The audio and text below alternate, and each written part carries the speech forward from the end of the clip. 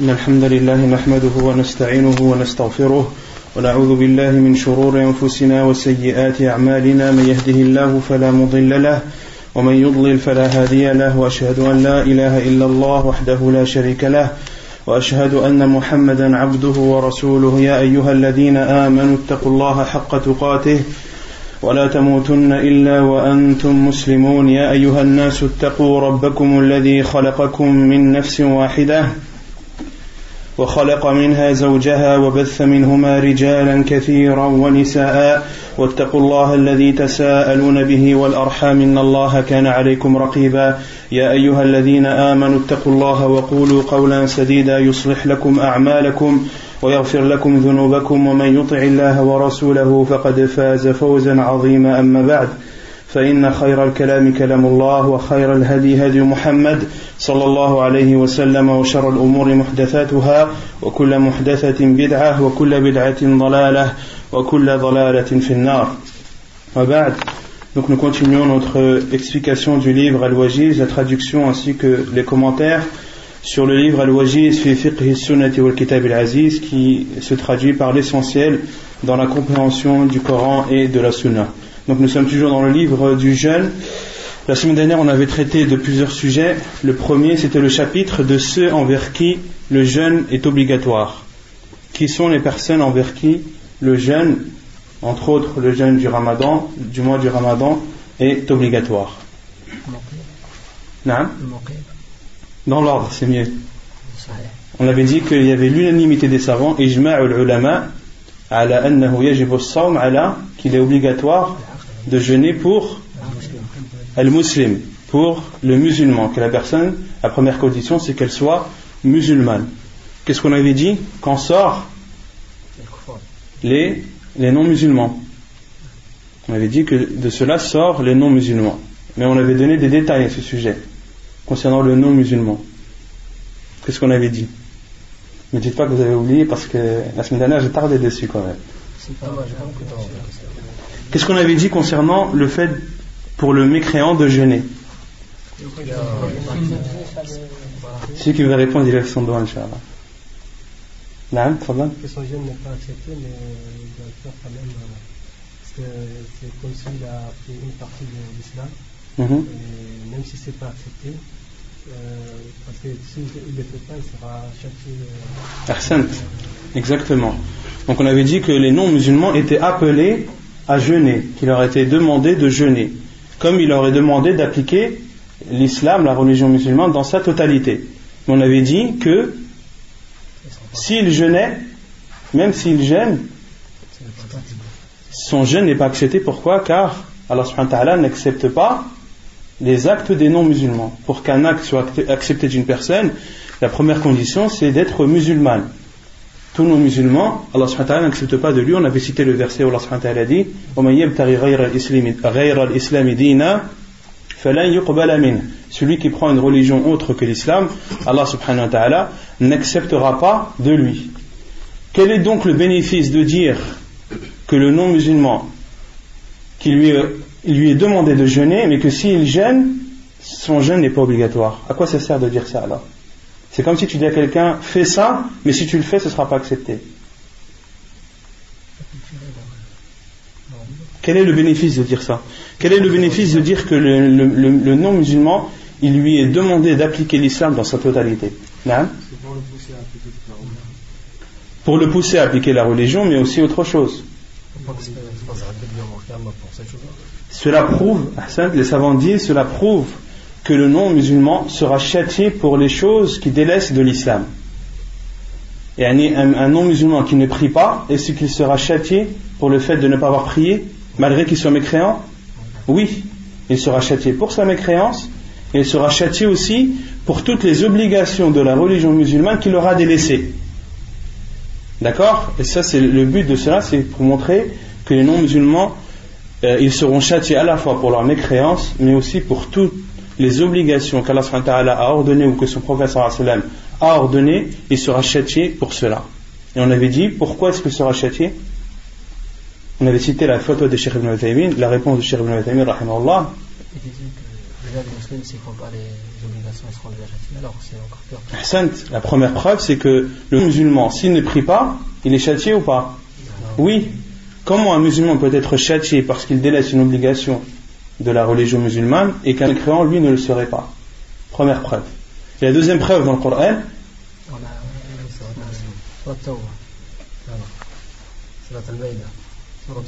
Surat al-Maïda.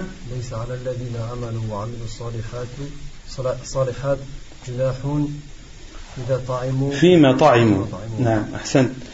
Allah subhanahu wa ta'ala dit, il n'y a pas de mal pour ceux qui ont cru et ont fait de bonnes œuvres de manger. D'accord? Et Cheikh Ibn Uthaymin, rahimahullah, on avait dit la semaine dernière qu'il dit que les non-musulmans seront châtiés pour les bienfaits d'Allah subhanahu wa ta'ala dont ils jouissent sur cette terre. S'ils sont châtiés pour les bienfaits, comment ne seraient-ils pas châtiés pour des péchés? Parce qu'Allah subhanahu wa ta'ala dit, il n'y a pas de mal pour ceux qui ont cru et ont fait de bonnes œuvres de manger. Autrement dit, il y a un mal de manger et de jouir des bienfaits d'Allah subhanahu wa ta'ala sur cette terre pour ceux qui n'ont pas cru et ceux qui n'ont pas obéi et ceux qui n'ont pas accompli de bonnes œuvres. Il y a une troisième preuve dans le Coran. Qalu ma salakakum fi saqar. Lorsque les gens de droite ont demandé aux gens de gauche qui sont les gens de l'enfer, qu'est-ce qui vous a plongé dans l'enfer? Qu'est-ce qu'ils ont dit? Lam nakum minal musallin. Nous ne faisions pas partie des gens qui priaient. Wa lam nakunu ta'imul miskin. Et nous ne donnions pas à manger aux pauvres. Autrement dit, malgré qu'ils soient mécréants non musulmans, une des causes, parmi les causes qui les a fait entrer en enfer, c'est le fait qu'ils n'aient pas prié, le fait qu'ils n'aient pas donné à manger, autrement dit qu'ils n'aient pas fait, qu'ils n'aient pas donné l'aumône, az-zakat.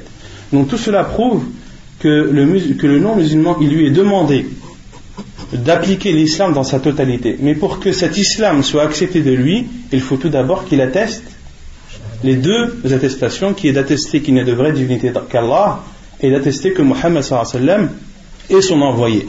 À partir du moment où il entre dans l'islam, là, tous les actes qu'il fera, que ce soit des choses obligatoires ou préférables de la religion musulmane, seront acceptés de lui, il en sera récompensé. Mais tant qu'il n'entre pas en islam, il lui est demandé d'appliquer toutes les obligations de l'islam, et s'il ne les applique pas, il sera châtié, et cela ne sera pas accepté de lui, sauf s'il entre dans l'islam. Wallahu a'lam. Donc on avait dit ensuite que les personnes envers qui le jeûne est obligatoire, on avait dit envers le musulman. En sort celui qui n'est pas musulman selon les détails que l'on a dit. Ensuite, il faut que la personne soit aqila. Quelle est la raison? Quelle est la raison? Et en sort, on avait dit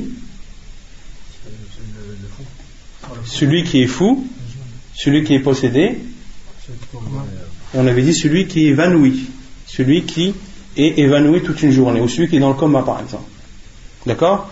Ensuite, on avait dit quoi? Que la personne, il faut qu'elle soit pubère. En sort les enfants. Et on avait dit que concernant les enfants, il y avait des hadiths où les compagnons du prophète sallallahu alayhi wa sallam entraînaient leurs enfants à jeûner et qu'ils leur fabriquaient des jouets afin de les distraire jusqu'à l'heure de l'foutour, jusqu'à l'heure du manger, jusqu'au coucher du soleil. Et que cela était demandé et conseillé, que c'était préférable aux parents, selon l'état de santé de leurs enfants, selon leur âge, etc., de les entraîner depuis leur plus jeune âge à jeûner. Ensuite, on avait dit as-sahih, il faut que la personne soit aussi en bonne santé. En sort la personne qui est malade. La personne qui est malade, il ne lui est pas obligatoire de jeûner, et les jours qu'elle aura mangé en état de maladie, elle devra les rattraper ultérieurement. Et quelle est la maladie qui permet de manger et celle qui ne permet pas de manger? Non? La maladie incurable, elle ne permet pas de manger, elle permet pas de ne pas manger tout le temps. Une personne qui a une maladie incurable qui l'empêche de jeûner, cette personne, sauf si Allah subhanahu wa ta'ala lui accorde la guérison, elle ne pourra jamais jeûner. Mais ça, il y a un jugement bien précis. Non, quelle est la maladie qui permet à la personne de jeûner ou qui permet à la personne de ne pas jeûner? Celle qui craint pour sa santé. Non? C'est celle qui craint pour sa santé que le fait qu'elle s'abstienne de manger, ça... Mais quelle est la limite de la maladie qui permet de manger, qui autorise la personne de manger? Il y a une limite ou pas? Ahsant, bal al-insanu ala nafsihi basira. On avait dit ça, que chaque personne est meilleure et connaît mieux sa personne. Donc toi, quand tu es malade, qui connaît l'état de ta maladie mieux que toi? C'est toi qui sais si tu es en état de jeûner ou pas. C'est toi qui sais si tu peux ne pas manger, ne pas boire toute une journée dans cet état-là. Personne ne saura mieux que toi. D'accord? Donc il n'y a pas de limite, c'est toi qui sais. Si tu vois que ta maladie te permet de ne pas manger, de ne pas boire toute la journée, eh bien fais-le, malgré qu'il te soit autorisé de manger. Et si tu sais que ta maladie ne te permet pas, et que tu es trop faible, et que au contraire, si tu ne manges pas et si tu ne bois pas, cela va empirer ta maladie, alors il t'est autorisé de manger. D'accord? Il n'y a pas de limite, c'est la personne qui sait son état de maladie. Ensuite, on avait dit al-muqim, que la personne soit résidente, qu'il est obligatoire pour la personne résidente. Non. Autrement dit, qu'il est autorisé aux voyageurs de ne pas jeûner et de rattraper son jour non jeûné ultérieurement. On avait cité les preuves sur chacun de ces points. Concernant le voyageur, quel est le mieux pour lui, de jeûner ou de ne pas jeûner? Quand on a dit il lui est autorisé de jeûner, comme il lui est autorisé de ne pas jeûner, quel est le mieux pour lui? Ça dépend, s'il peut supporter.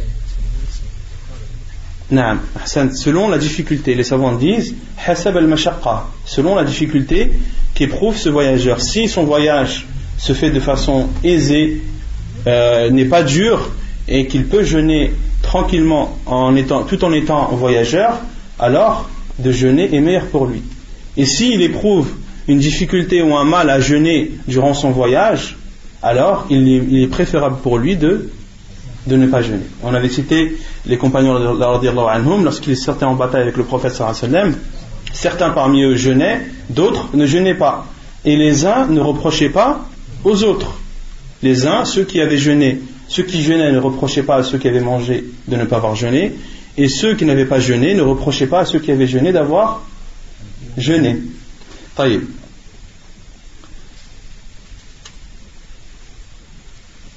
Et on avait dit qu'il n'était pas autorisé à la femme qui a ses menstrues et ses lochis qu'il n'était pas autorisé à la femme qui a ses menstrues et ses lochis de jeûner. Quelle est la preuve? Quelle est la preuve? Non?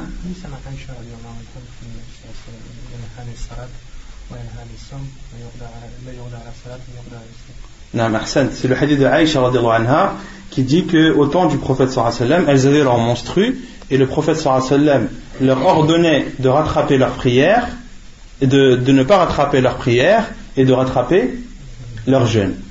Et on avait dit que dans ce hadith, il y avait la preuve qu'il était interdit à la femme qui a ses menstrues de jeûner. Quelle est la preuve qu'il est interdit à la femme qui a ses lochis de ne pas jeûner? C'est l'unanimité, le consensus des savants. Ijma' ul-ulama. Concernant la personne, le vieillard et la personne qui est atteinte d'une maladie incurable qui ne lui permet plus ou qui ne lui permettra pas de jeûner par la suite, quel est le jugement de cette personne? Que doit-elle faire? Non? Elle doit nourrir un pauvre pour chaque jour non jeûné. On a dit que ça c'était... quelle est la preuve de cela? Qui connaît la preuve? Non? C'est? Non?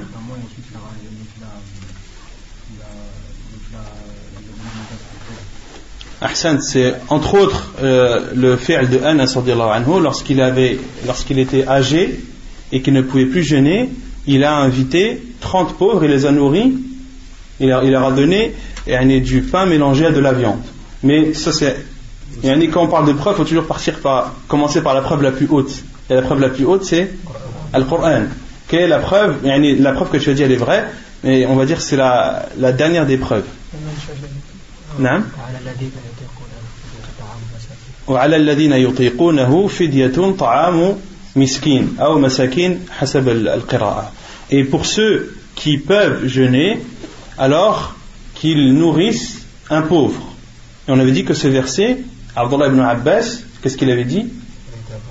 Que ce verset avait été abrogé partiellement, que dans ce verset, au début de l'islam, il était permis aux gens, même s'ils avaient la possibilité de jeûner, de ne pas jeûner et de nourrir un pauvre en conséquence. L'obligation du jeûne n'est pas descendue en une seule fois. Au début, les gens, il leur avait été autorisé soit de jeûner, soit de ne pas jeûner et de nourrir un pauvre. Ensuite, Allah subhanahu wa ta'ala a descendu le verset فَمَنْ شَهِدَ مِنْكُمُ الشَّهْرَ فَلْيَصُمْ. Celui d'entre vous qui atteste de l'entrée du mois, alors qu'il jeûne. Et Abdullah ibn Abbas a dit que ce deuxième verset abrogeait partiellement le premier et était exclu de cette abrogation, on avait dit, le vieillard et la vieille et le malade qui est atteint d'une maladie incurable. Donc la preuve, c'est la parole de Abdullah ibn Abbas qui est, comme vous le savez, Turjuman al-Qur'an, qui est l'exégète du Coran, un des compagnons qui connaît le mieux l'explication du Coran. Pourquoi? Et ceci par la bénédiction de l'invocation du prophète sallallahu alayhi wa sallam sur lui, lorsqu'il lui a dit Allahumma faqihhu fi d-din wa 'allimhu at-ta'wil. Le prophète sallallahu alayhi wa sallam a fait une invocation à Abdullah ibn Abbas. Il lui a dit: oh Allah, accorde-lui la compréhension de la religion et l'explication ou l'interprétation du Coran. Et Abdullah ibn Abbas était connu pour être un des compagnons radiyallahu anhum qui connaissait le mieux l'interprétation du Coran. Ensuite, on avait parlé des femmes enceintes et des femmes qui allaitent. Qu'est-ce qu'on avait dit sur cela? Tout d'abord, quand est-ce qu'une femme enceinte et une femme qui allaite a le droit de ne pas jeûner? C'est lorsque la femme a peur pour sa santé à elle ou pour la santé de son enfant. Ça, c'est pour la femme enceinte ou la femme qui allaite. Et une femme qui est enceinte, qui n'a pas peur pour sa santé et qui n'a pas peur pour la santé de son enfant, ou une femme qui allaite n'a pas peur pour si elle jeûne, elle n'a pas peur pour sa santé ni pour la santé de son enfant, les savants disent il ne lui est pas autorisé de manger. Il ne lui est pas autorisé de manger. Donc la condition, c'est si elle a peur pour elle, ou si elle a peur pour son enfant, ou si elle a peur pour elle et son enfant ensemble. Et on avait dit la preuve, c'était aussi le hadith d'Abdullah ibn Abbas, toujours dans l'explication du verset وَعَلَى الَّذِينَ يُطِيقُونَهُ فِدْيَةٌ طَعَامُ مِسْكِينٍ, où Abdullah ibn Abbas a ajouté, lorsqu'il a dit, sont exclus de cela les personnes, les vieillards, les personnes malades dont la maladie, pour ceux qui ne peuvent pas jeûner. Abdullah ibn Abbas n'a pas cité la personne malade, il a seulement cité le vieillard qui ne peut plus jeûner, et les savants en ont déduit la personne qui est atteinte d'une maladie incurable. Et Abdullah ibn Abbas n'a pas parlé du malade qui est atteint d'une maladie incurable. Et il a également dit, et également pour la femme enceinte et pour la femme qui allait, lorsqu'elles ont peur pour leur personne.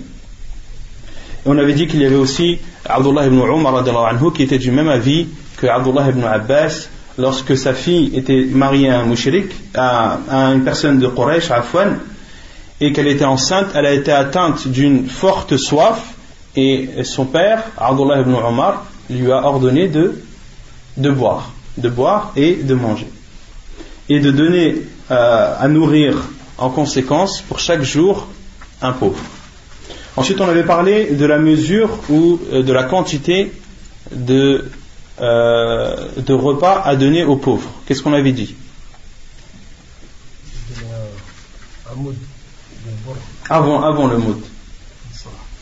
Avant le sa'. Qu'est-ce qu'on avait dit? Qu'est-ce que ça veut dire nourrir un pauvre?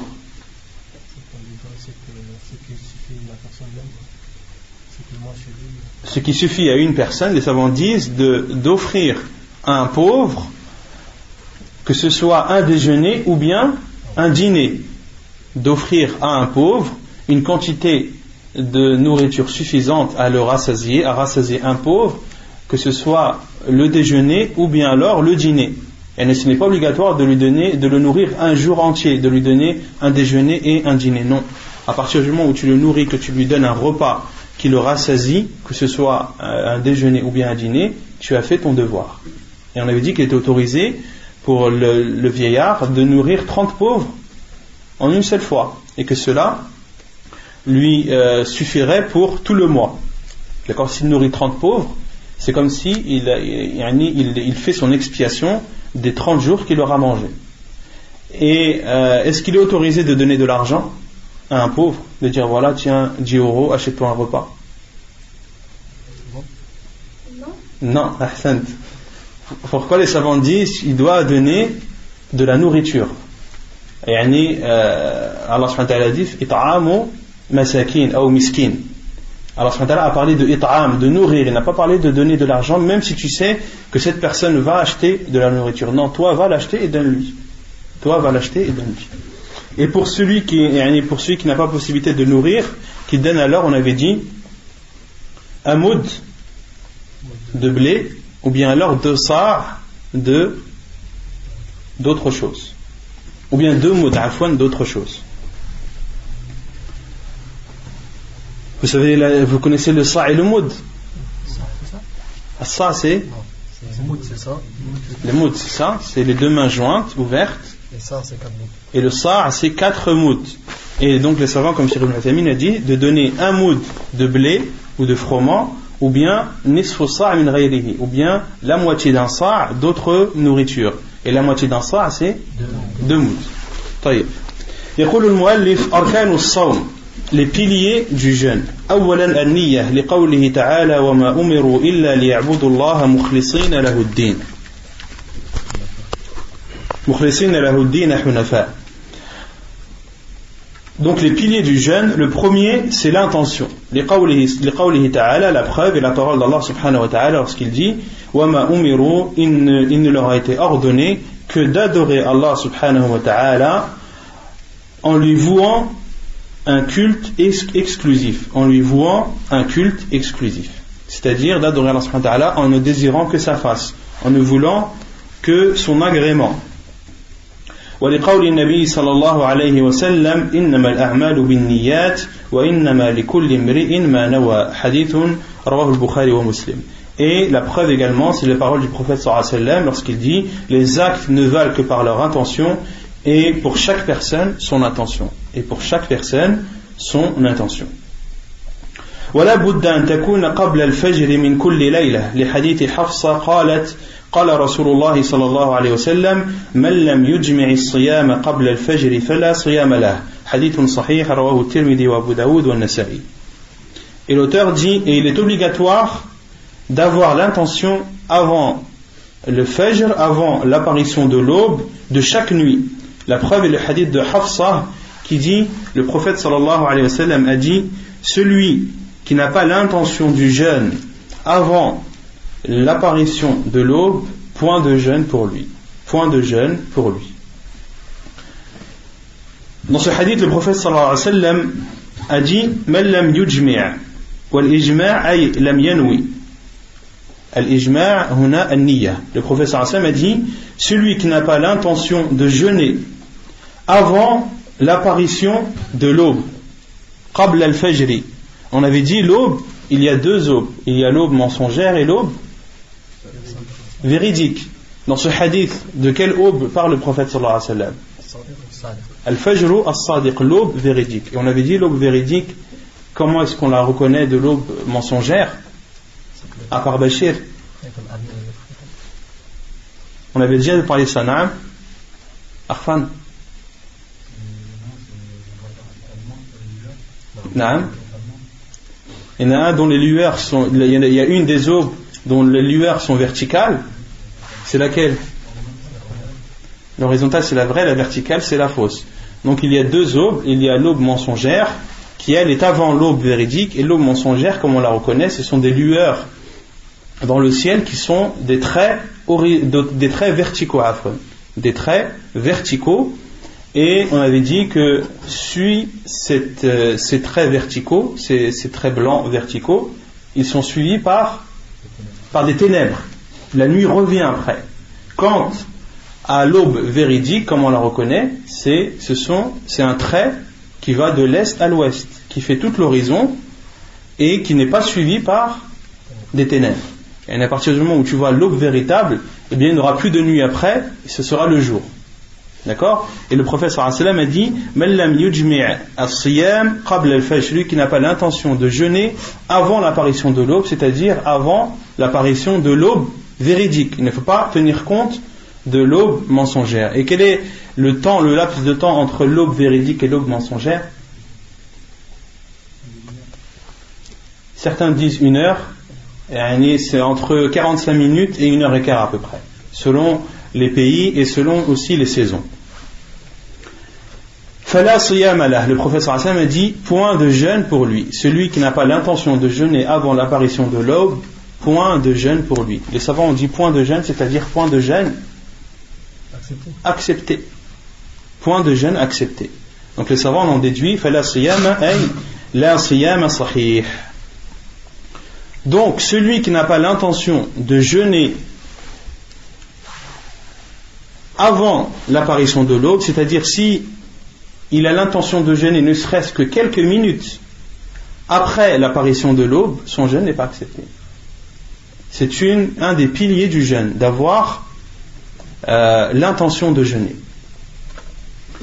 Celui qui a eu l'intention de jeûner après, on prend l'exemple, après le lever du soleil, qu'est-ce qu'il doit faire? Une personne qui, par exemple, le premier jour du Ramadan, n'était pas au courant que c'était le premier jour du Ramadan. Et ce n'est qu'en arrivant à la prière de Dhuhr, par exemple à la mosquée, que les gens l'informent que c'est le premier jour du Ramadan et qu'il faut jeûner aujourd'hui. Est-ce qu'il avait l'intention ou pas? Non. Son jeûne de ce jour-là, est-il accepté ou non? N'est pas accepté. Comment il est accepté? Il y a un hadith du prophète, quand les Sahaba ils avaient mangé comme ça, ils ne savaient pas. Après on leur a dit que c'était le jour où le prophète il leur a ordonné de faire siyam, d'arrêter de manger, de faire siyam et de ne pas rattraper ce jour. Non. Il faut qu'il arrête de manger, c'est vrai, parce qu'à partir du moment où on lui informe que c'est le premier jour du jeûne, il doit s'abstenir de manger. Mais son jour n'est pas accepté. Il doit rattraper ce jour-là. Pourquoi? Car les savants disent, car il y a une partie de la journée qui s'est écoulée sans qu'il n'ait l'intention de jeûner. Depuis l'apparition de l'aube jusqu'à l'heure de Dhuhr. Est-ce que cette personne était en état de jeûne? Est-ce qu'elle avait l'intention de jeûner? Comment est-ce qu'on peut dire alors que son jour est accepté? D'accord? Un jour de jeûne commence de l'apparition de l'aube jusqu'au coucher du soleil. À partir du moment où tu as l'intention, ne serait-ce que quelques minutes après l'apparition de l'aube, ton jeûne n'est pas accepté. Mais tu dois t'abstenir de manger. Il t'est obligatoire de t'abstenir de manger et de rattraper ce jour par la suite, comme le disent Jumhur al-Ulama, la plupart des savants. Et là où il y a une divergence des savants, c'est concernant le jeûne du Ramadan. Est-ce que l'intention de jeûner tout le mois, la première nuit, suffit, ou bien alors la personne doit-elle avoir l'intention de jeûner chaque soir? Non?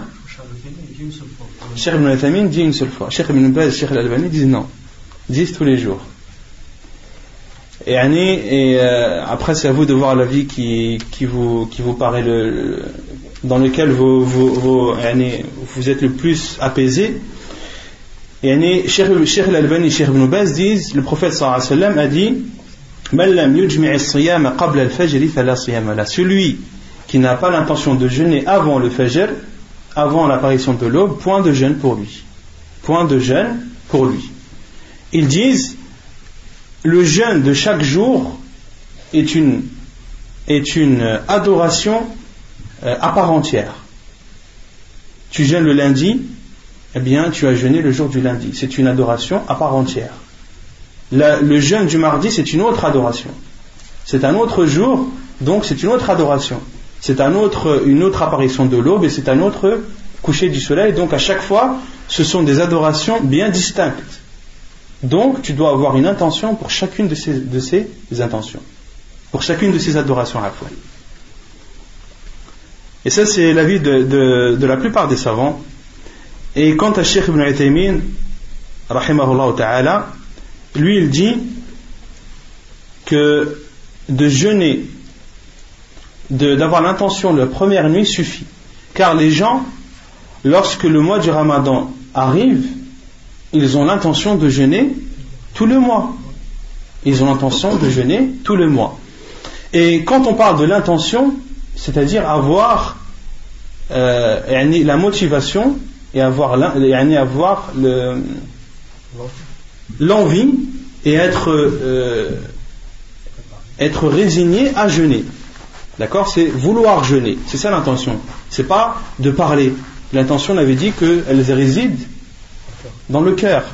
Et Cheikh Ibn Uthaymin dit, et les gens lorsqu'ils se lèvent à Suhour, lorsqu'ils se lèvent pour le repas avant la prière du Fajr, s'ils se lèvent, est-ce qu'ils ont l'habitude de se lever à cette heure? Non. S'ils se lèvent à cette heure, c'est pour jeûner.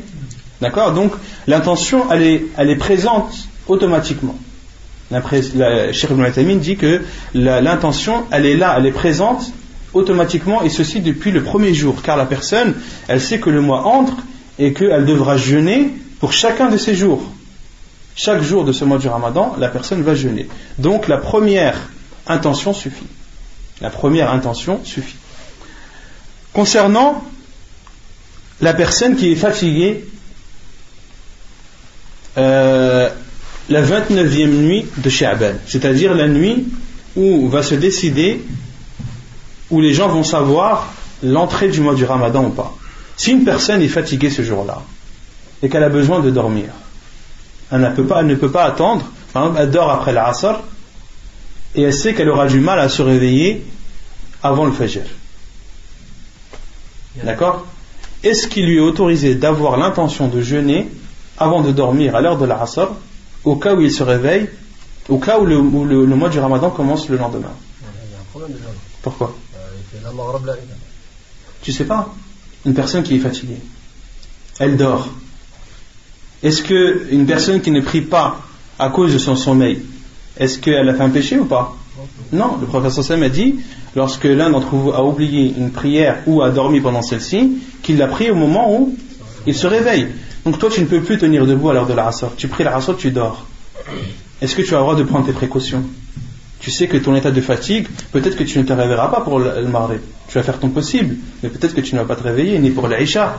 D'accord? Donc supposons que la personne est dans ce cas-là, et qu'elle, avant de dormir à l'heure de l'Asr, elle prend ses précautions, elle dit, voilà, si demain c'est le mois du Ramadan, j'ai l'intention de jeûner. Et que le lendemain elle ne se réveille qu'après le Fajr. Est-ce que cette intention lui suffit ou pas? Non? Elle lui suffit. Comme le dit le Cheikh Ibn Uthaymin, rahimahullah ta'ala. Taïb. Et cela concerne le jeûne obligatoire. Les savants disent que l'intention, c'est une condition pour le jeûne obligatoire, que ce soit le jeûne du mois du Ramadan, ou que ce soit le jeûne, comme on a dit, de kafara, d'expiation, ou que ce soit le jeûne suite à un vœu. D'accord? Et quant au jeûne surérogatoire, les savants disent, la yushtaratu fihi an-niyya. Il n'y a pas, l'intention n'est pas une condition. La preuve, c'est le hadith de Aïcha, radiyallahu anha, où le prophète sallallahu alayhi wa sallam est rentré chez elle et lui a dit, y a-t-il de la nourriture? Y a-t-il quelque chose à manger? Elle a dit, la ya Rasulallah. Elle a dit non, ô envoyé d'Allah. Et le prophète sallallahu alayhi wa sallam a dit, idhan fa ana sa'im. Donc je jeûne. Donc les savants ont déduit qu'une personne qui a l'intention de faire un jeûne surérogatoire, à condition, si par exemple elle n'a pas mangé le matin et que à 10h du matin ou à 11h elle décide de jeûner, qu'il lui est autorisé de jeûner. D'accord? Mais est-ce que la récompense de ce jeûne sera entière ou pas? Cheikh Ibn Uthaymin dit non. Il dit sa récompense ne sera pas entière. Et sa récompense ne sera pas comme une personne qui a jeûné depuis le Fajr jusqu'au coucher du soleil. Et sa récompense sera en fonction du temps qu'il aura jeûné. Sa récompense sera proportionnelle au temps qu'il aura jeûné. C'est clair ou pas?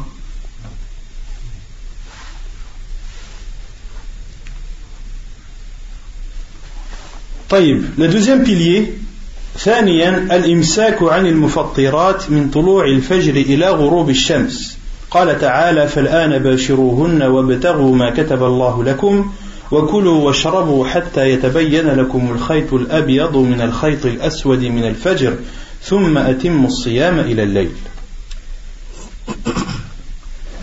Le deuxième pilier de jeûne, c'est de s'abstenir de tout ce qui annule le jeûne, et ceci de l'apparition de l'aube jusqu'au coucher du soleil. La preuve est la parole d'Allah subhanahu wa ta'ala lorsqu'il dit فَالْآنَ بَاشِرُوهُنْ cohabitez donc avec elles, c'est-à-dire avec vos femmes, cohabitez donc avec elles maintenant et cherchez وَابْتَغُوا مَا كَتَبَ اللَّهُ لَكُمْ et cherchez ce qu'Allah a prescrit en votre faveur وَكُلُوا وَاشْرَبُوا et mangez et buvez jusqu'à ce que se distingue pour vous le fil blanc du fil noir de l'aube, puis accomplissez le jeûne jusque la nuit. ثُمَّ أَتِمُّوا الصِّيَامَ إِلَى اللَّيْلِ. Donc dans ce verset, Allah subhanahu wa ta'ala nous dit فَالْآنَ maintenant, cohabitez avec elles, c'est-à-dire si vous voulez avoir des rapports avec vos femmes, et cherchez ce qu'Allah subhanahu wa ta'ala vous a accordé en votre faveur, et mangez et buvez, c'est-à-dire le soir, tout cela c'est le soir, et mangez et buvez jusqu'à ce que vous distinguiez le fil blanc du fil noir. Et il y a un hadith du prophète sallallahu alayhi wa sallam qui explique ce que signifie le fil blanc du fil noir. C'est le hadith de Adi ibn Abi Hatim radiyallahu anhu, qui est rapporté dans Sunan Abi Daoud, que l'auteur n'a pas cité, que je vais vous citer. Lorsque ce verset est descendu, فَالْآنَ بَشِرُوهُنْ, lorsque ce verset que je viens de citer est descendu, jusqu'à ce que vous distinguiez le fil noir du fil, le fil blanc du fil noir, Adi ibn Abi Hatim a dit, j'ai pris 2 cordes, une noire et une blanche, et je les ai mises sous mon oreiller, et je regardais ces deux cordes jusqu'à pouvoir distinguer la corde blanche de la corde noire. Et il dit, et je n'ai pas vu, il faisait nuit et il n'arrivait pas à distinguer la corde blanche de la corde noire.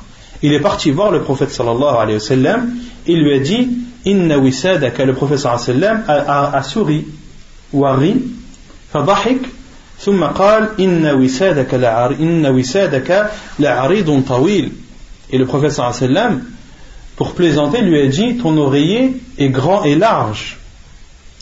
Qu'est-ce que voulait dire le prophète sallallahu alayhi wa sallam par là?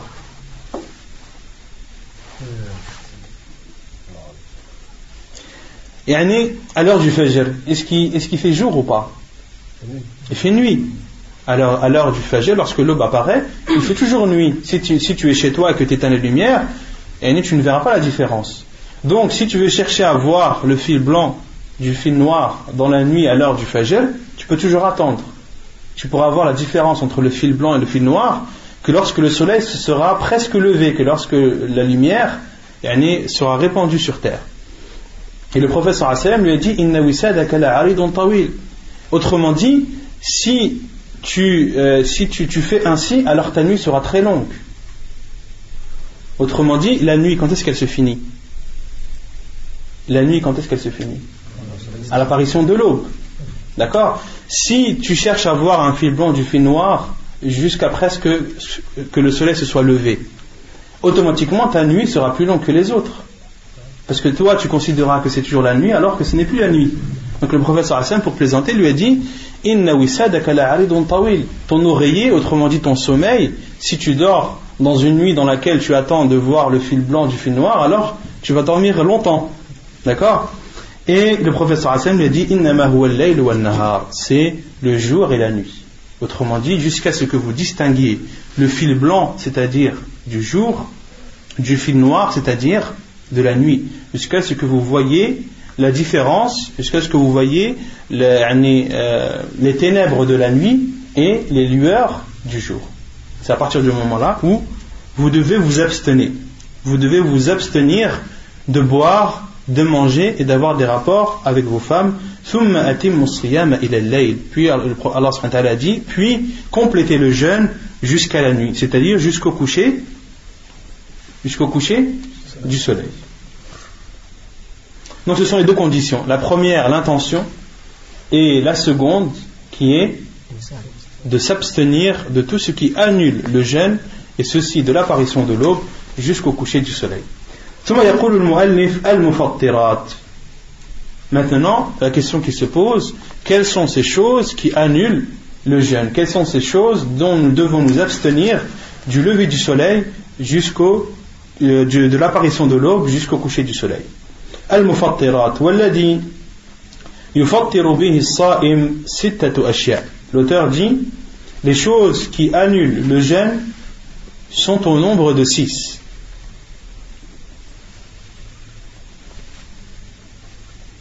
Et les savants disent qu'il y a trois bases concernant les choses qui annulent le jeûne. Il y a 3 choses essentielles. Les 3 choses essentielles sont celles citées dans le Coran. Celles qu'a citées Allah subhanahu wa ta'ala dans le verset que j'ai cité avant, qui sont le rapport sexuel avec la femme, de manger et de boire. Ce sont les 3 choses essentielles qui annulent le jeûne. Et de ces 3 choses, quelle est la plus grave et la plus importante? C'est d'avoir des rapports avec sa femme. Et l'auteur dit, il y a 6 choses qui annulent le jeûne de la personne. أولا وثانيا الأكل والشرب عمدا فإن أكل أو شرب ناسيا فلا قضاء عليه ولا كفارة. La première et la deuxième de ces choses sont le fait de boire et de manger amdan, en étant conscient et en le faisant exprès. فإن أكل أو شرب ناسيا فلا قضاء عليه ولا كفارة. Et celui qui mange ou boit en oubliant, par oubli, il n'a pas à rattraper et il n'a pas d'expiation à faire. عن أبي هريرة أن النبي صلى الله عليه وسلم قال من نسي وهو صائم فأكل أو شرب فليتم صومه فإنما أطعمه الله وسقاه. Selon Abu Huraira, le prophète sallallahu alayhi wa sallam a dit, celui qui a oublié et qu'il mange et boit en état de jeûne, qu'il termine son jeûne, qu'il complète son jeûne, car c'est Allah subhanahu wa ta'ala qui l'a nourri et l'a abreuvé, que c'est Allah subhanahu wa ta'ala qui l'a nourri et lui a donné à boire. Hadith authentique rapporté par Muslim et Al-Bukhari. Concernant le fait de manger, les savants disent, annule le jeûne ce que tu manges, que cette chose que tu manges soit bénéfique ou ne soit pas bénéfique, qu'elle te fasse du bien ou qu'elle te fasse du mal, ou bien qu'elle te fasse ni bien ni mal.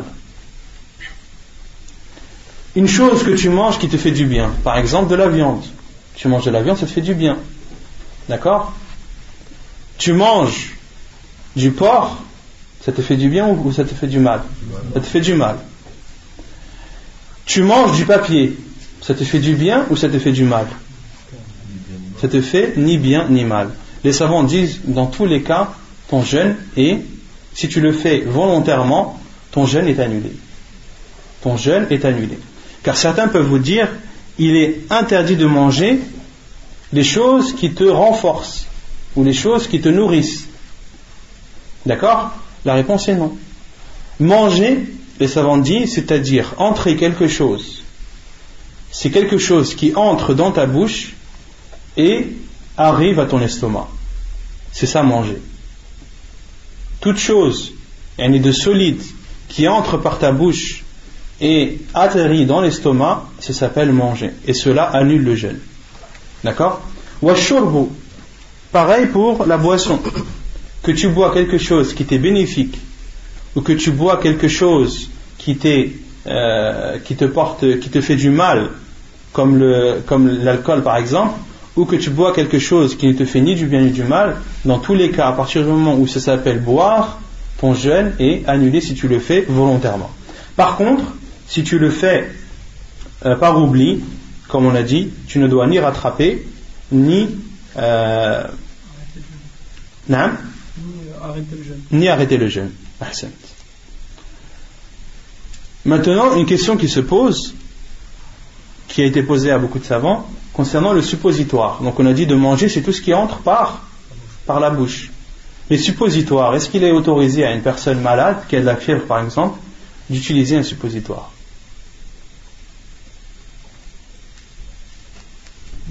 Non.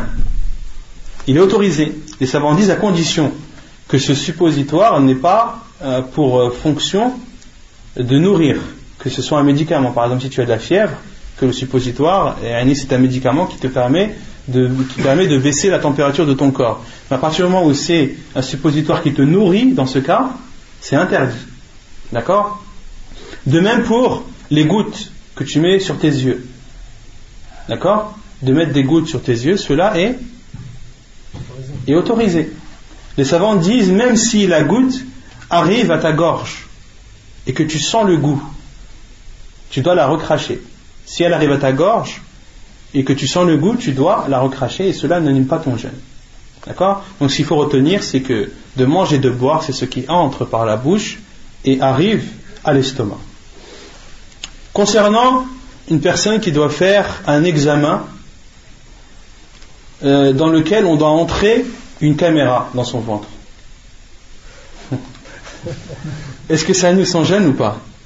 Un médecin qui dit, voilà monsieur, vous avez un ulcère dans l'estomac, il faut qu'on voit avec précision et c'est urgent, il faut qu'on voit maintenant. Et le médecin entre une caméra dans sa bouche et la caméra arrive jusqu'à son estomac. Non?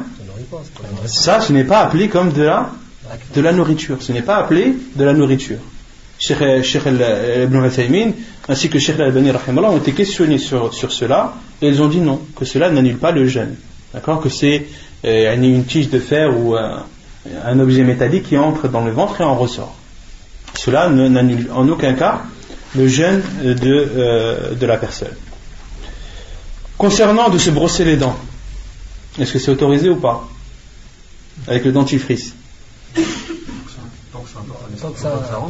Tant que ça n'entre pas, c'est autorisé. Mais les savants disent qu'il faut être prudent. Comme le dit Cheikh Ibn Baz et Cheikh Ibn Uthaymin, ils disent qu'il est autorisé à la personne de se brosser les dents avec une brosse à dents et un dentifrice pendant la journée du mois du Ramadan, à condition de faire attention que rien n'entre dans l'estomac, que rien ne traverse la gorge. D'accord? Et qu'il faut faire attention, qu'il faut être prudent, car en général, quand on se brosse les dents,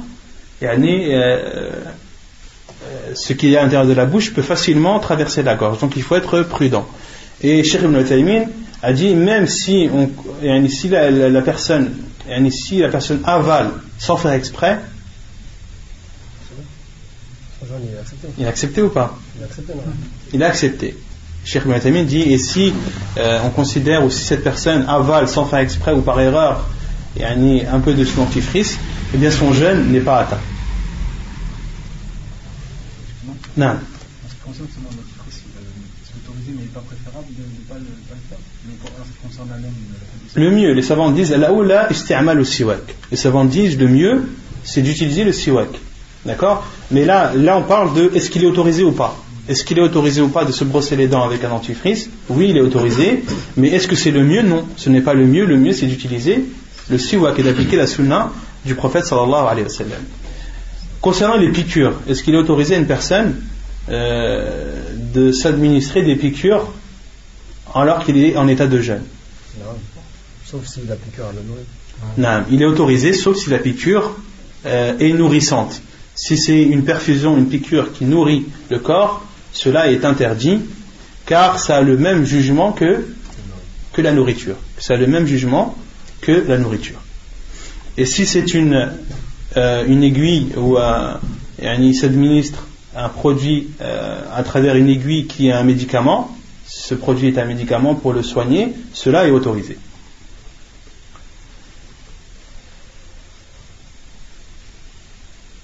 طيب.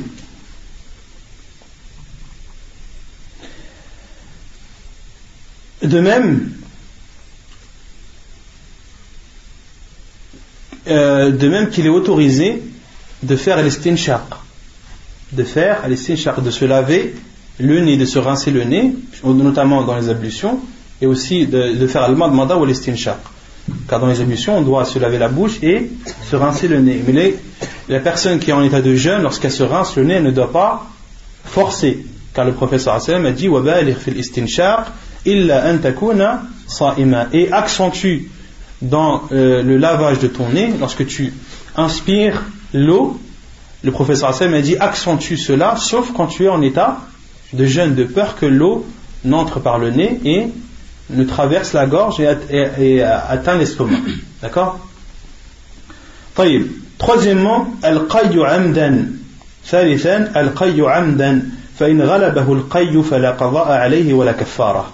La troisième chose qui annule le jeûne, c'est de vomir volontairement. Quant à la personne qui a vomi involontairement, dont le vomi était plus fort qu'elle, elle ne doit ni rattraper ni faire d'expiation. عن أبي هريرة أن النبي صلى الله عليه وسلم قال من ذرعه القي فليس عليه قضاء ومن استقى عمدا فليقضي. حديث صحيح رواه الترمذي وأبو داود وابن ماجه. Donc le prophète صلى الله عليه وسلم selon Abu Huraira a dit من ذرعه القي أي غلبه وسبقه في الخروج. من ذرعه أي غلبه وسبقه في الخروج. C'est-à-dire celui qui a été battu par son vomi ou dont le vomi a été plus fort et est sorti sans qu'il ne le voulait, فليس عليه قضاء. Le prophète sallallahu alayhi wa sallam a dit il n'a pas à le rattraper, c'est-à-dire il n'a pas à rattraper ce jour de jeûne. ومن استقى عمدا فليقضي. Et celui qui se fait vomir volontairement, alors qu'il rattrape ce jour. C'est clair ou pas?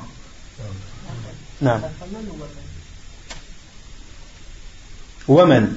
J'ai dit quoi? Faman. Waman. Waman istaqa amdan falyaqdi. Celui qui joue avec sa salive. Il sort sa salive, il la met là. Après, il la rentre. d'avaler la salive, ça veut dire هذا ليس من المفطرات. Non, c'est pas avaler la salive. مثلا واحد, j'ai entendu Cheikh Al-Uthaymeen, il dit qu'il y a certains savants qui disent que celui qui sort sa salive jusqu'à arriver aux lèvres là et qui la rentre, son jeûne il est annulé.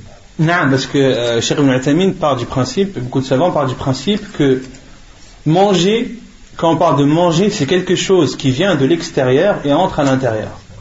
C'est quelque chose qui vient de l'extérieur et entre à l'intérieur. Par exemple, si toi tu pries, on sait que de manger en priant, c'est interdit. Toi, tu viens de déjeuner et tu as des boules de viande entre tes dents pendant ta prière et tu l'enlèves. Est-ce qu'il t'est autorisé de l'avaler ou pas? Pourquoi? Voilà. Et parce qu'il est dans ta bouche déjà, et qu'en l'avalant, ce n'est pas considéré comme manger. Mais si tu sors ce bout de viande et que tu le remets dans ta bouche et que tu l'avales, là c'est considéré comme étant manger, car ça vient de l'extérieur et ça entre à l'intérieur. Non. Par rapport au sirop qu'on parlait tout à l'heure, quand quelqu'un il l'utilise, tu sais, des fois tu as des petites bouts de bois qui peuvent rester. Non, les savants disent là, il n'y a pas de mal à ça. Et la personne doit éviter d'avaler ces bouts de bois, mais si elle le fait par erreur, il n'y a pas de mal. Mais le mieux c'est de recracher tout ça. Pareil pour le glaire. Une personne qui a un glaire dans la gorge, si le glaire remonte jusqu'à la bouche, il ne lui est pas autorisé de le ravaler. Allahu a'lam. رابعا وخامسا, quatrièmement et cinquièmement, الحيض والنفاس ولو في اللحظة الأخيرة من النهار لإجماع العلماء عليه. La cinquième chose qui annule le jeûne, ce sont l'apparition du sang des menstrues ou du sang des lochis, et les savants disent ولو في اللحظة الأخيرة من النهار, comme le dit l'auteur, et ceci même à la dernière minute de la journée, et ceci à l'unanimité des savants. Si une femme, le sang de ses menstrues apparaît quelques minutes avant le maghrib, elle doit rattraper tout ce jour. Si son sang apparaît ne serait-ce que quelques minutes avant le coucher du soleil, son jeûne de ce jour n'est pas accepté et elle devra le rattraper ultérieurement. Et ceci à l'unanimité des savants. Et pour une femme qui sait que par exemple aujourd'hui elle va les avoir, elle a tous les symptômes, aujourd'hui elle va avoir ses règles, est-ce qu'elle jeûne? Elle jeûne jusqu'à l'apparition. Une femme qui sait qu'elle va avoir ses menstrues, elle doit jeûner jusqu'à l'apparition du sang des menstrues. À partir du moment où le sang apparaît, cela annulera automatiquement son jeûne. Et avant, est-ce qu'elle est considérée comme étant en état de menstrue? Non, donc elle doit jeûner. Sixièmement, al-jima', d'avoir des rapports avec sa femme. وتجب به الكفارة المذكورة في هذا الحديث. Et celui qui a des rapports avec sa femme la journée du Ramadan, il doit faire l'expiation qui est citée dans le hadith suivant. Donc on avait dit que d'avoir des rapports avec sa femme pendant la journée du Ramadan, c'était la plus importante des choses qui annulait le jeûne. Et parmi ce qui prouve que c'est une des choses les plus importantes et les plus graves, c'est que celui qui a des rapports avec sa femme pendant la journée du Ramadan, il doit faire une expiation. Il doit faire une expiation. Et les savants ont dit qu'il doit faire l'expiation à condition qu'il ne fasse pas partie des gens pour qui le jeûne n'est pas obligatoire. Autrement dit, une personne qui est en état de voyage, d'accord, et jeûne pendant le mois du Ramadan, est-ce qu'il lui est obligatoire de jeûner ou pas? Non. S'il a un rapport avec sa femme, est-ce qu'il doit donner l'expiation ou pas?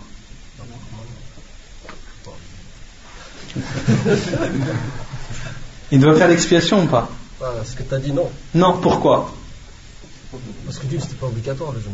Oui, mais celui qui n'est pas obligatoire, qu'est-ce qu'il a? Celui qui n'est pas obligé de jeûner. Non. Celui qui n'est pas obligé de jeûner mais jeûne, est-ce qu'il lui est autorisé de rompre son jeûne? Il lui est autorisé ou pas de rompre son jeûne? S'il éprouve par exemple une difficulté en voyage. Même s'il n'éprouve pas de difficulté. Même s'il a l'intention de jeûner. Même s'il a l'intention de jeûner. Même s'il a jeûné bien. Non, le prophète sallallahu alayhi wa sallam est rentré chez Aïcha radhiyallahu anha dans un autre hadith et il lui a demandé, le prophète sallallahu alayhi wa sallam jeûnait et il lui a demandé est-ce qu'il y a de la nourriture? Elle lui a dit oui, ô envoyé d'Allah, il y a des dattes. Et le prophète sallallahu alayhi wa sallam a dit hati, montre-le-moi. Et le prophète sallallahu alayhi wa sallam l'a vu et a mangé. D'accord? Donc il est autorisé à une personne qui fait un jeûne non obligatoire de rompre son jeûne. Le mieux c'est de le continuer, mais il est autorisé de le rompre. D'accord? D'où la parole des savants qui disent que celui qui a des rapports avec sa femme, s'il fait partie des gens pour qui le jeûne n'est pas obligatoire, il n'a pas de kafara à faire. Il doit seulement rattraper son jour, il n'a pas d'expiation. Comme par exemple une personne qui est malade. Il est malade, il a jeûné, mais a eu un rapport avec sa femme. Est-ce qu'il doit faire l'expiation ou pas? Non. Pourquoi? Car ce n'était pas une obligation pour lui de jeûner. Et il lui est autorisé de rompre le jeûne. D'accord? Et les savants disent aussi qu'il y ait des rapports jusqu'au bout ou non. Qu'il ait assouvi son désir ou pas. Qu'il ait éjaculé ou non. À partir du moment où il a un rapport avec sa femme, eh bien, c'est considéré comme un jima'. C'est considéré comme un rapport. Car certains peuvent croire, mais non, j'ai seulement eu un rapport avec ma femme, mais je ne suis pas allé jusqu'au bout, je me suis retiré avant. Et après, c'est considéré comme un jima'. C'est considéré comme un rapport, et tu dois faire l'expiation dans ce cas-là.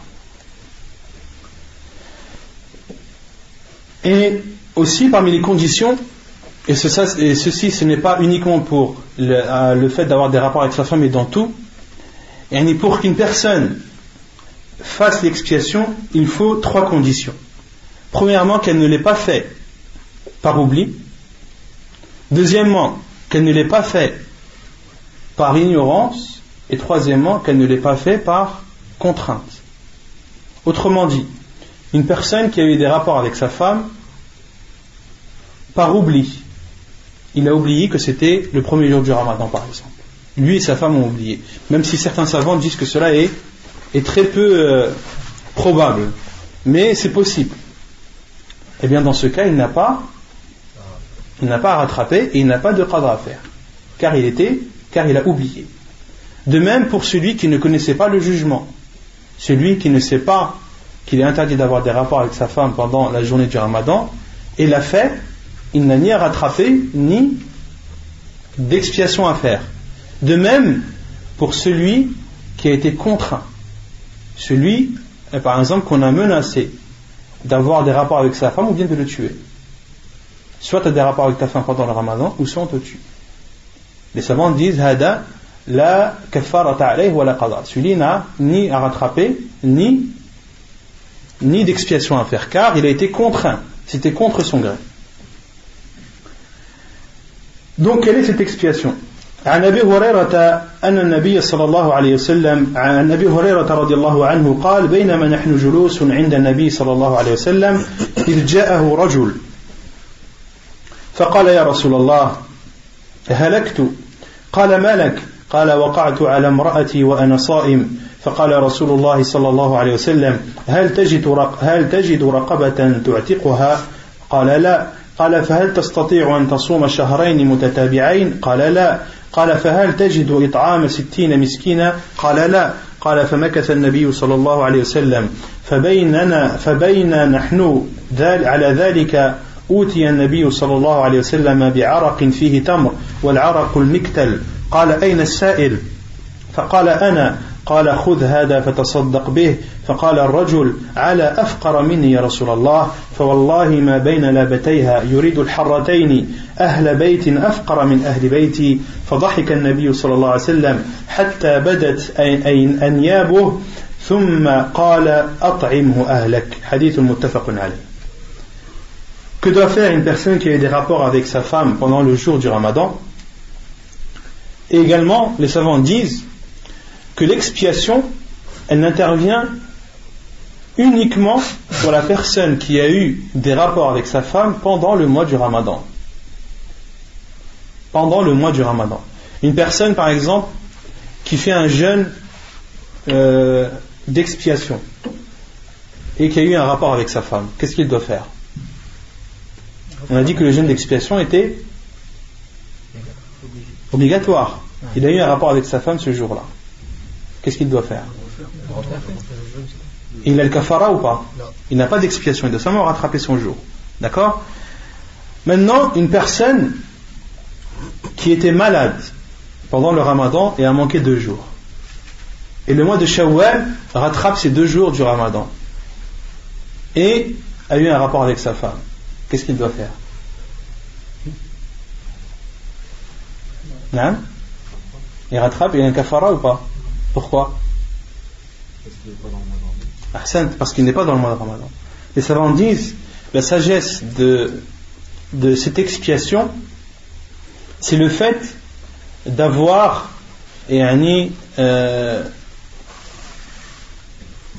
outragé le moment sacré du Ramadan. C'est d'avoir eu un rapport pendant ce mois sacré qui est le mois du Ramadan. Les barakatil waqt, ou les barakatil zaman, ou les hurmatil zaman. C'est une expiation. Pourquoi? Elle est due au fait que la personne a eu un rapport avec sa femme pendant la journée du Ramadan, le Ramadan qui est un mois sacré.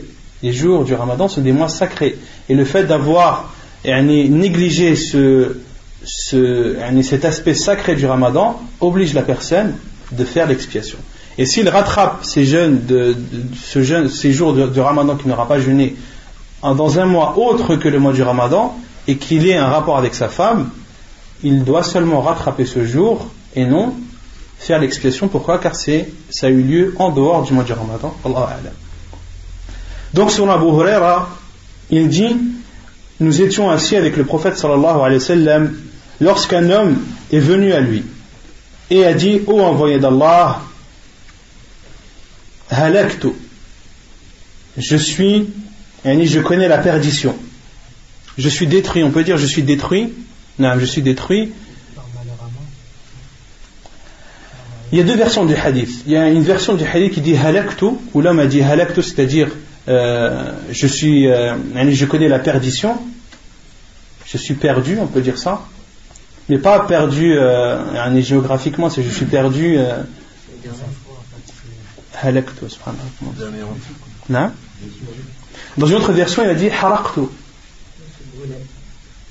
On peut dire je suis foutu, comme on dit nous en jargon. Et comme il a dit au professeur Sam, je suis foutu. Et c'est bon, j'ai fait quelque chose d'extrêmement grave, et c'est clair que là je connais je suis voué, je suis voué à la perte. Je suis voué à la perte. Et dans une autre version, il dit je suis brûlé. Je suis brûlé, pourquoi? Car ce péché qu'il a fait, il le regrette tellement que ça le brûle à l'intérieur de lui-même. Il a dit, ô envoyé d'Allah, je suis voué à la perte. Qala malak, il lui a dit, qu'as-tu? Il a dit, waqa'tu ala imra'ati wa ana sa'im, j'ai eu un rapport avec ma femme alors que j'étais en train de jeûner. Et dans d'autres versions, fi Ramadan, dans notre version, il est cité pendant le mois du Ramadan.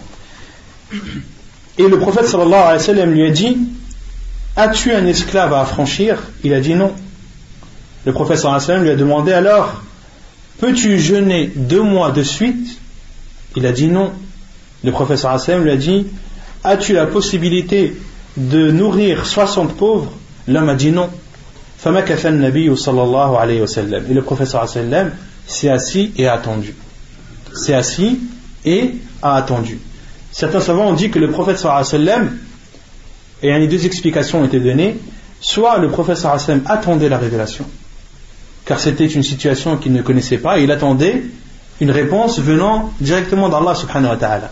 Ou bien, les savants disent, ou bien le prophète sallallahu alayhi wa sallam savait que quelque chose allait venir comme nourriture et qu'il attendait cette nourriture. Il y a 2 explications.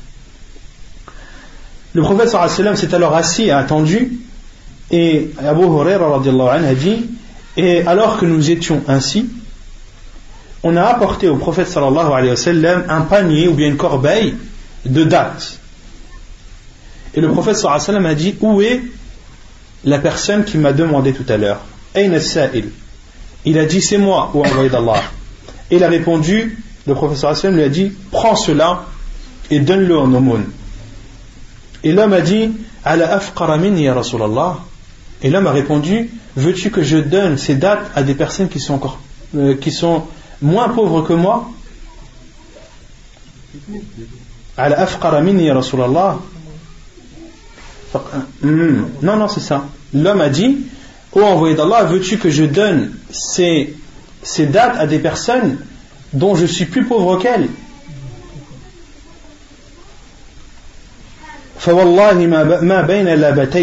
Et ensuite cet homme a juré, a dit par Allah, entre al-harra en arabe, c'est un endroit qui contient des pierres noires. Les savants disent c'est un endroit qui contient des pierres noires. Et Médine, la ville de Médine, était entre 2 endroits comme ceci. Médine était encerclée ou délimité par des endroits où il y avait des pierres noires. Et l'homme a dit au prophète sallallahu alayhi wa sallam, il y a entre ces deux endroits contenant des pierres noires, autrement dit à Médine, il n'y a pas à Médine de maison plus pauvre que la mienne, ô envoyé d'Allah.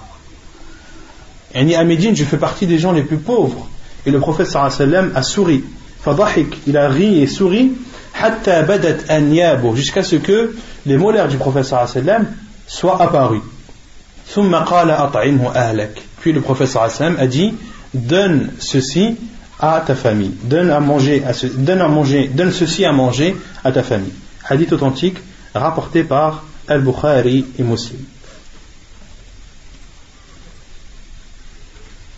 Taïb. Concernant le fait d'avoir des rapports avec sa femme, il y a une divergence des savants en ce qui concerne l'expiation. Certains savants disent l'expiation, elle ne porte que sur l'homme. D'autres savants ont dit elle porte à la fois sur l'homme et sur la femme. Ceux qui disent que l'expiation, il n'y a que l'homme qui doit la faire et non la femme, ils utilisent ce hadith du prophète sallallahu alayhi wa sallam. Car l'homme est venu, a dit ô envoyé d'Allah, je suis voué à ma perte. Le prophète sallallahu alayhi wa sallam lui a dit qu'as-tu? Il lui a dit j'ai eu un rapport avec ma femme. Et le prophète sallallahu alayhi wa sallam lui a dit as-tu un esclave à affranchir? Il parlait à qui? À lui. Il lui a dit as-tu la possibilité de jeûner 2 mois? Il a dit non. Le prophète sallallahu alayhi wa sallam parlait à qui? À cet homme. Et les savants disent, il y a une règle en religion, en islam, ta'khirul bayan an waqt al-haja la yajuz. Une règle en islam qui dit de retarder une information au moment où la personne en a le plus besoin est interdit en islam. Et si une personne vient à toi et a besoin d'une information urgente concernant la religion, dont toi tu connais la réponse, et cette personne elle a besoin de la réponse maintenant, elle n'a pas besoin dans 5 minutes ou dans 10 minutes, et que toi tu sais et que tu n'as pas dit, tu es athim. Ta'khirul bayan an waqt al-haja la yajuz. De retarder une information ou de montrer quelque chose et d'expliquer quelque chose au moment venu, au moment où la personne en a le plus besoin, c'est interdit en islam. Et les savants disent que le prophète sallallahu alayhi wa sallam n'a pas parlé de sa femme. Tu t'es trompé, de cacher une information quand la personne en a besoin. Toi, tu as dit de montrer une information. Non, de cacher, de cacher une information, de ne pas dire une information à une personne qui en a le plus besoin à un moment bien précis est interdit. Et les savants ont dit, le prophète sallallahu alayhi wa sallam n'a pas parlé de la femme de cet homme. Et si la femme de cet homme devait elle aussi faire une expiation, le prophète sallallahu alayhi wa sallam n'aurait pas manqué de l'expliquer, n'aurait pas manqué de le dire. Donc que al-kaffara elle n'entre en compte que pour l'homme, et ça c'est l'avis de Cheikh Al-Albani rahimahullah, quelles que soient les conditions. Concernant les autres savants, ils utilisent quel hadith? Ce même hadith là. Ils utilisent le même hadith, le hadith d'Abu Huraira radiyallahu anhu. Qu'est-ce qu'ils ont dit? Ils ont dit que l'homme est venu demander au prophète sallallahu alayhi wa sallam, et celui à qui on demande, il ne lui est pas obligé de demander sur l'autre personne. Et ils ont donné un exemple de la femme de Abu Sufyan radiyallahu anhu, qui est venue se plaindre au prophète sallallahu alayhi wa sallam que son mari ne subvenait pas à ses besoins. Elle est venue demander au prophète sallallahu alayhi wa sallam et s'est plaint à lui, il lui a dit mon mari ne subvient pas à mes besoins. Et le prophète sallallahu alayhi wa sallam, qu'est-ce qu'il lui a répondu? Prends de son argent ce qui te suffit à subvenir à tes besoins et à celui de tes enfants. Et les savants ont dit, le prophète sallallahu alayhi wa sallam a été questionné, et al-mufti c'est pas comme al-hakim. Un mufti ce n'est pas un juge. Un mufti, on lui demande, on lui pose une question et il répond. Il ne tranche pas, il répond à la question qu'on lui pose. Et le prophète sallallahu alayhi wa sallam n'a pas demandé à voir Abu Sufyan et lui dire est-ce que c'est vrai que tu nourris pas ta femme? Non. Le prophète sallallahu alayhi wa sallam a pris en considération uniquement la réponse de sa femme. Et de cela on a déduit un jugement qui est que la femme a le droit de prendre de l'argent de son mari lorsqu'il ne subvient pas à ses besoins, uniquement pour subvenir à ses besoins et à celles de ses enfants et aux besoins de ses enfants.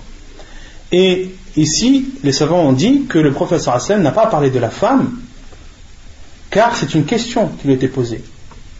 D'accord? Le prophète sallallahu alayhi wa sallam, c'est l'homme qui est venu lui demander sur son cas à lui, et le prophète sallallahu alayhi wa sallam lui a répondu sur son cas à lui. Et ils ont dit que la base dans le jugement, lorsqu'une chose est légiférée pour les hommes, elle est légiférée aussi pour les femmes jusqu'à la preuve du contraire. Jusqu'à la preuve du contraire. Or là, il n'y a pas de preuve du contraire que ce jugement est propre à l'homme et non à la femme. Vous avez saisi? Mais après à vous de choisir la vie qui vous convient le plus ou dans laquelle vous êtes le plus apaisé. Maintenant une personne qui a eu 2 rapports avec sa femme la même journée. Quelle est l'expiation qu'il doit faire? Est-ce qu'il doit jeûner 2 mois ou est-ce qu'il doit jeûner 4 mois consécutifs? D'abord, est-ce qu'il doit, on avait dit que il y a un début, cette expiation, il faut d'abord, pour celui qui est un esclave, mais bon ça n'existe plus à notre époque, que celui qui a un esclave de l'affranchir. Celui qui n'a pas d'esclave de nourrir 2 mois, de jeûner 2 mois consécutifs, et celui qui n'a pas la possibilité de jeûner 2 mois consécutifs, il doit leur nourrir combien? 60 pauvres. Celui qui a eu 2 rapports avec sa femme pendant la journée du Ramadan, combien d'expiations doit-il faire pour rattraper ou pour corriger son erreur? Hein?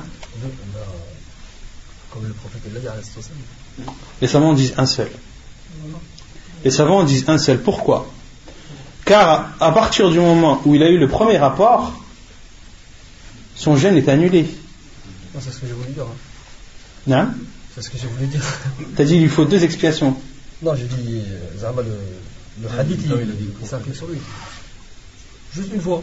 Juste une fois, non. Une personne qui a eu des rapports plusieurs fois avec sa femme dans la journée, il ne lui suffit que d'une expiation pour corriger son erreur. D'accord? Et quant à celui qui a eu un rapport avec sa femme pendant les 30 mois du Ramadan, les 30 jours du Ramadan, chaque jour il a eu un rapport. Quelle est sa kafara? 30 fois 2 mois. Non. À partir du moment où ce sont 2 jours différents, il y a pour chaque jour une expiation. Qu'Allah subhanahu wa ta'ala nous en préserve. C'est clair ou pas? Non. مثلا الإنسان يجمع في النهار ويتوب هل يتبع الصيام؟ ما سمعت. مثلا يجمع في وقت النهار نعم ويتوب إلى الله عز وجل. نعم. لا شك. Bien sûr, les savants disent celui qui a un rapport avec sa femme, son jeûne est annulé. ويجب عليه الإمساك. Est-ce qu'il doit continuer à jeûner ou pas? Oui. Il doit continuer à s'abstenir de manger, de boire et d'avoir des rapports jusqu'au coucher du soleil, même si son jeûne est annulé ce jour-là. Pareil pour celui, c'est le même exemple que celui qui n'a pas eu l'intention de jeûner et qui ne l'a eu qu'en milieu de journée. On avait dit que son jeûne n'était pas valide, mais qu'il devait quand même s'abstenir de boire, de manger et de délaisser tout ce qui annule le jeûne. C'est la même chose pour la femme qui a ses menstrues, non? C'est-à-dire une femme qui a les menstrues, on va dire à midi, elle a jeûné jusqu'à midi. Après, bon, elle a ses menstrues, elle continue, elle s'arrête de manger jusqu'à Maghrib. Ah non, une femme qui a ses menstrues, yahrumu alayha as-sawm. Une femme, c'est le contraire. Une femme qui a ses menstrues, il lui est interdit de jeûner. Il lui est interdit de jeûner. Elle est même athima. Non? والعكس.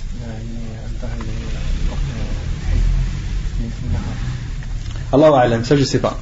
Si la femme, la question est, si elle a eu ses menstrues pendant la journée, elle n'a pas le droit de jeûner, de continuer à jeûner. Mais là, la question qu'a posée le frère, si elle a eu ses menstrues et qu'elle est pure pendant la journée, est-ce qu'elle doit s'abstenir? Allahu a'lam. Il faudrait que je pose la question, Inch'Allah. Cheikh Ibn Taymiyyah تكلم ايش قال؟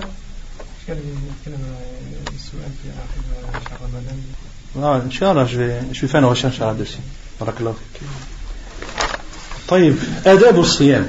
Les règles et les comportements à avoir pendant le mois du Ramadan. يستحب للصائم أن يراعي في صيامه الآداب التالية.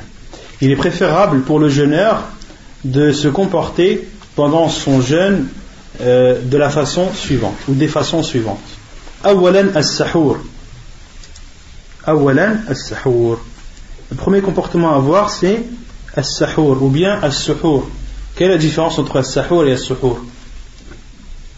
C'est pas la même chose que le wado et l'eau. Non, c'est la même chose que le wado et le wudu. As-sahur, c'est la chose qu'on lui rapporte. C'est la chose que l'on mange. C'est le repas que l'on mange à l'heure du sahar. Et l'heure du sahar, c'est avant le fajr. D'accord? Et as-suhur, c'est le fait de manger pendant cette heure-là. As-suhur, c'est le fait de manger, et as-sahur, c'est les aliments que l'on mange, c'est le repas que l'on mange. C'est comme al-wadu et al-wudu. Al-wadu, c'est l'eau avec laquelle on fait ses ablutions, et al-wudu, c'est l'acte même des ablutions. عن أنس أن رسول الله صلى الله عليه وسلم قال تسحروا فإن في السحور بركة.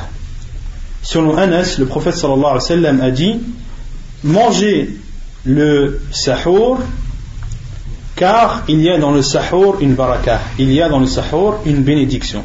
Hadith authentique rapporté par Al-Bukhari et Muslim. Le prophète sallallahu alayhi wa sallam a dit que dans le sahur, dans ce repas avant l'aube, avant l'apparition de l'aube, il y a une bénédiction. Et les savants ont dit, la bénédiction elle s'explique par plusieurs choses. La première, c'est le fait d'appliquer l'ordre du prophète sallallahu alayhi wa sallam. d'appliquer l'ordre du prophète sallallahu alayhi wa sallam, c'est une bénédiction. Quel que soit l'ordre, que ce soit un ordre venant d'Allah ou de son prophète sallallahu alayhi wa sallam, à partir du moment où tu appliques un de ces ordres, eh bien sache que cette chose, c'est une bénédiction.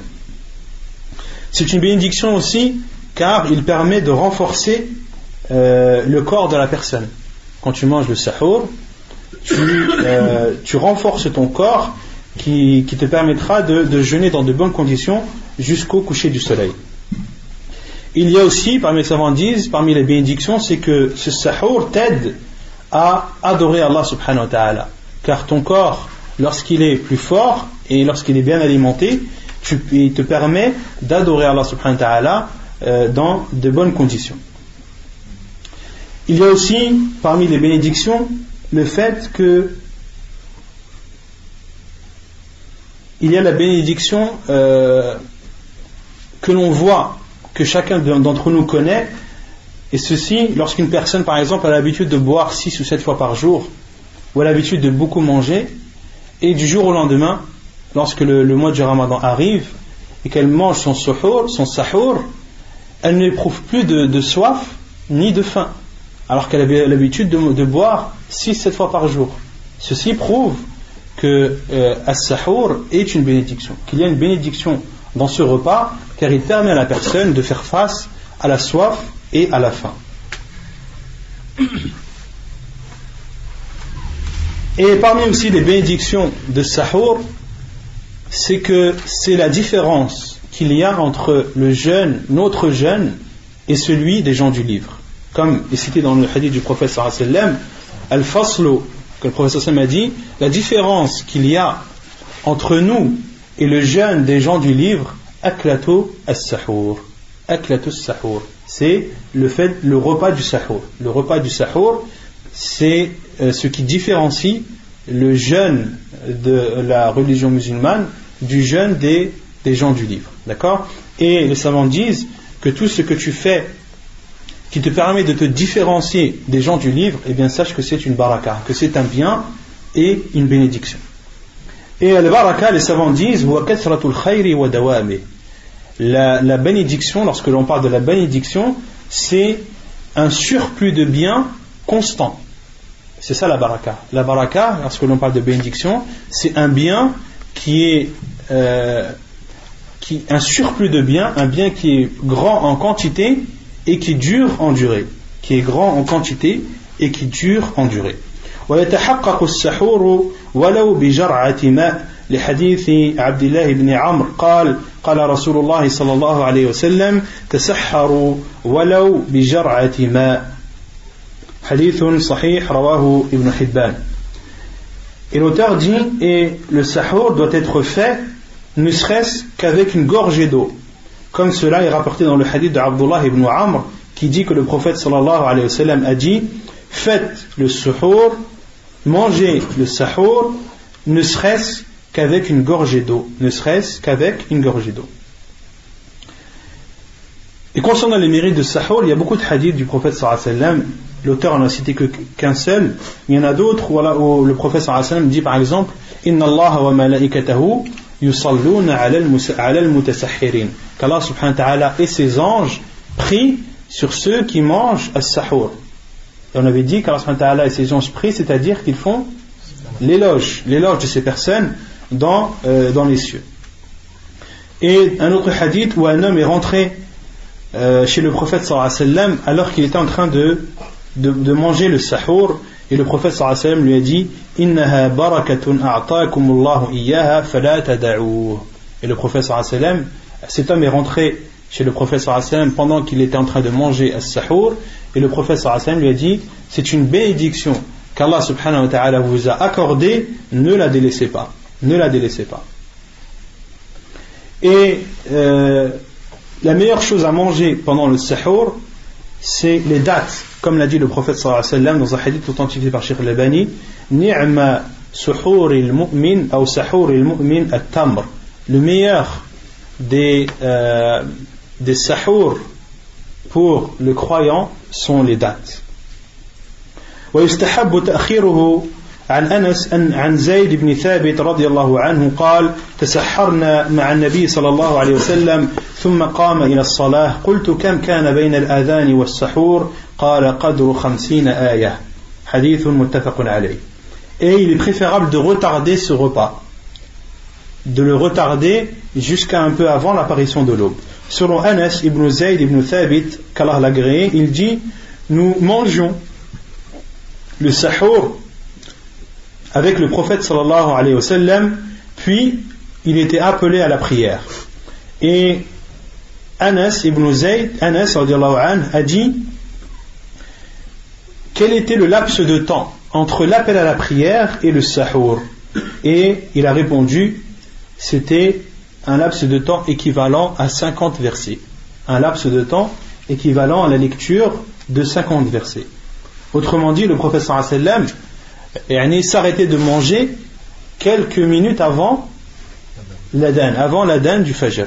Et non comme le font beaucoup de gens à notre époque, qui se lèvent 2 heures, 3 heures avant le fajr pour manger as-sahur. La sunna du prophète sallallahu alayhi wa sallam, c'est de retarder ce repas au maximum. Et certains aussi font pire, ils se goinfrent avant de dormir le soir et remplissent leur ventre et considèrent cela comme un sahur et ne se lèvent pas pour la prière du fajr. وإذا سمع الأذان وطعامه أو شرابه في يده فله أن يأكل أو يشرب لحديث أبي هريرة قال قال رسول الله صلى الله عليه وسلم إذا سمع أحدكم النداء والإناء على يده فلا يضعه حتى يقضي حاجته منه. Hadith sahih, rawahu Abu Daoud wa al-Hakim. Et lorsqu'une personne, donc l'auteur dit, et lorsqu'une personne entend al-adhan, l'appel à la prière, de la prière du fajr, et que la nourriture ou bien la boisson est encore dans sa main, il lui est autorisé de boire ou de manger. La preuve est le hadith de Abu Hurairah radiallahu anhu qui dit: le prophète sallallahu alayhi wa sallam a dit, lorsque l'un d'entre vous entend l'appel à la prière et que le récipient est dans sa main, qu'il ne le pose pas avant d'avoir fini de ce qu'il a dans sa main, hatta yaqdi hajatahu minhu, jusqu'à ce qu'il assouvisse son besoin de ce récipient. Hadith authentique rapporté par Abu Daoud et Al-Hakim. Autrement dit, si l'un d'entre nous est en train de manger et qu'il a rempli sa cuillère et qu'au moment où il veut l'entrer dans sa bouche il y a l'adhan, le prophète sallallahu alayhi wa sallam dit de ne pas poser cette cuillère jusqu'à en prendre, jusqu'à en manger, jusqu'à assouvir son besoin. C'est-à-dire que tu as le droit de manger cette cuillère même si l'adhan a été appelé. D'accord? Il t'est uniquement autorisé de manger cette cuillère qu'il y a dans ta main. Et c'est pas tu poses la cuillère et t'en reprends une autre. Non. Pareil pour le verre, si tu as un verre dans ta main et que tu as soif, d'accord, et que tu as besoin de boire ce verre, les savants disent il faut en avoir le besoin. Que tu as besoin de boire ce verre et qu'au moment où tu t'apprêtes à le boire, il y a l'adhan, il t'est autorisé de boire ce verre avant de le poser, comme le dit le prophète sallallahu alayhi wa sallam. Et Cheikh Al-Albani rahimahullah a dit, en expliquant ce hadith, وفي هذا الحديث إبطال بدعة الإمساك قبل الفجر بنحو ربع ساعة. Il y a dans ce hadith la réponse sur l'innovation qui est appelée al-imsak avant la prière du fajr d'à peu près 15 minutes. لأنهم إنما يفعلون ذلك خشية أن يدركهم آذان الفجر. Car ceux qui ont instauré cette innovation de l'imsak, vous connaissez tous l'imsak, quand vous voyez dans les calendriers, vous voyez l'heure de l'fajr et puis l'heure de l'imsak. En général, ils enlèvent un quart d'heure avant la prière. Ils disent cela par précaution. Cela n'a aucune source dans la religion. En islam, il n'y a pas d'imsak. En islam, tu as le droit de manger, comme Allah subhanahu wa ta'ala dit, وَكُلُوا وَاشْرَبُوا حَتَّى يَتَبَيَّنَ لَكُمُ الْخَيْطُ الْأَبْيَضُ مِنَ الْخَيْطِ الْأَسْوَدِ مِنَ الْفَجْرِ. Mangez et buvez jusqu'à ce que, autrement dit, apparaisse l'aube. Donc, le laps de temps ou le moment qui t'interdit de manger et de boire, c'est l'apparition de l'aube. Et ce n'est pas al-imsak, ce n'est pas ce temps d'un quart d'heure comme l'ont instauré certains. لأنهم إنما يفعلون ذلك خشية أن يدركهم آذان الفجر. Et Cheikh Al-Albani dit qu'ils font cela car ils ont peur d'entendre l'adhan du fajr en mangeant. وهم يتسحرون ولو علموا هذه الرخصة لما وقعوا في تلك البدعة فتأمل. Et si, Cheikh Al-Albani dit, et s'ils connaissaient cette facilité de la religion, ce hadith qu'on vient de citer, ils n'auraient pas fait cette innovation. Réfléchis donc, comme le dit Cheikh Al-Albani rahimahullah ta'ala. ونكتفي بهذا القدر وسبحانك اللهم وبحمدك أشهد أن لا إله إلا أنت أستغفرك وأتوب إليك.